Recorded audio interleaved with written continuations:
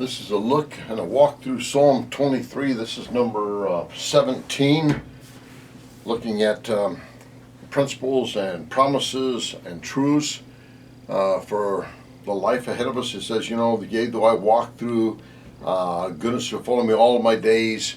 These are principles, these are ideas for all of our days.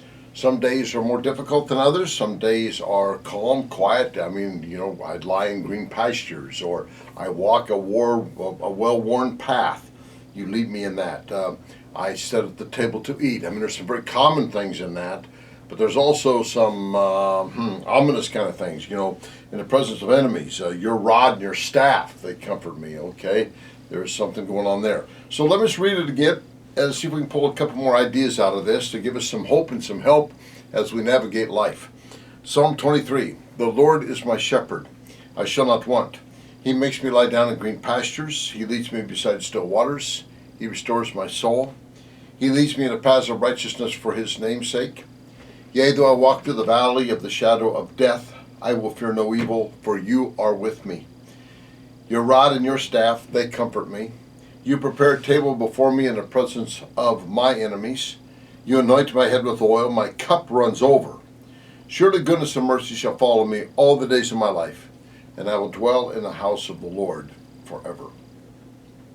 So again, we kind of talked about, the first part of the psalm, being in the lower meadows and getting our strength up, and then we follow the shepherd on a well-worn path that leads us to higher meadows. But that path up to those higher meadows goes through a valley.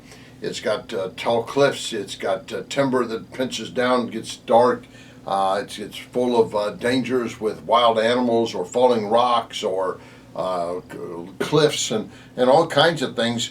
So verse 4, we've kind of gone through a dark, difficult, hard time, but he's been with us. His rod and his staff, they have been a comfort, knowing that he is equipped to protect, that he's equipped to provide, that he is ready for anything and everything, no matter what it be. That's verse 4. Verse 5, we've kind of broke into this upper meadow now, and he says, you prepare a table before me. So now we got a lush green meadow again, but over here's trees and timber and maybe a big rock outcropping, and who knows, a mountain lion or a bear or a wolf or whatever lurks there. You prepare a table before me in the presence of my enemies. We kind of talked there about, too, that the Lord has prepared a banquet for us. And he says, come and partake. I'll take care of them. I've got the rod. I'll take care of them. Come and partake. So he's providing for us. He is serving us. He's invited us to a banquet table with him. Revelation chapter 19, the banquet of the Lamb and the bride. But he's also invited us to the banquet of communion, which is a table he has set that we come to say thank you to him and fellowship with him. But he goes on, he says, you prepared a table before me, presence of enemies. You anoint my head with oil. A good guest would wash feet. A good host, I should say. A good host would wash feet. We see that story being illustrated by Jesus in John 13. But a good host would also anoint their head with oil. And that could be for a variety of reasons. But Jesus said that one of the things that marked the people in his day is they were not hospitable. They did not anoint his head with oil. We talked about the anointing of God, even anointing Aaron, or marking people out with special privilege by being anointed. So that was, you anoint my head with oil. Now this one is my cup runs over. My cup runs over. So let's go back to that banquet table. First of all, that you have a cup. That you have a cup means you've got a seat. It means that you've got a name. There's a place set for you. You have a cup. You can go back to Gideon, and they went down to the water, and they could either put their mouth right down and lap water up like a dog, or they could pull water up to their face. But you have a cup. Your name's on the list. Your name's on the roll. Your name's on the invited guest list, and you have a cup. So you have a place. So thank you. That's wonderful. But not only that, look at this servant.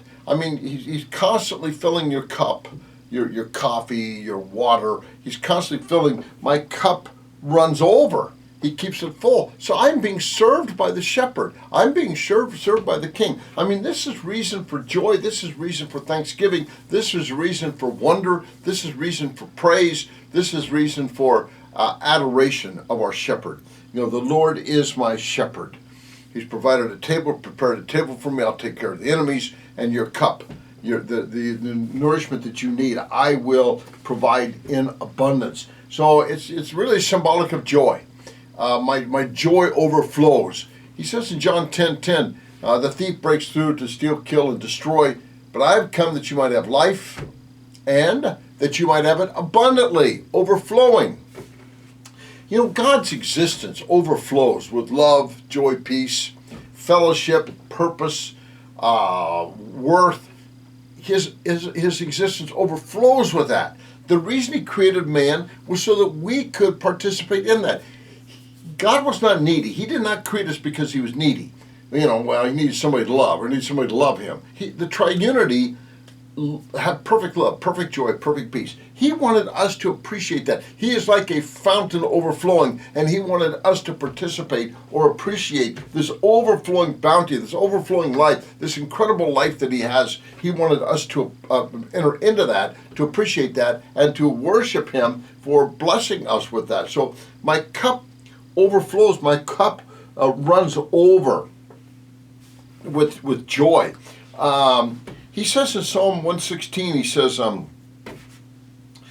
for what shall I render to the Lord for all his benefits toward me? If I take up the cup of salvation, I'll call on the name of the Lord, I'll pay my vows. Take up the cup and say, you know, a toast to the shepherd, a toast to the shepherd, an adoration to the shepherd, love to the shepherd. What shall I say? We have an abundant life. What shall we say to these things? If God be for us, who can be against us? In Romans chapter 8, verse 31. So the cup speaks of the bounty, the blessings, the greatness, the specialty that he's given us. You know, showers of blessings. We live under a shower of blessing. Showers of blessings. So it should be that we realize that not only are we blessed in numerous ways every day, but we are over blessed. Our cup overflows. So one of the things that this should cause us to do is to just be overwhelmed with worship and in giving thanksgiving. One more piece about this, though, and that is he does talk about a cup of wrath.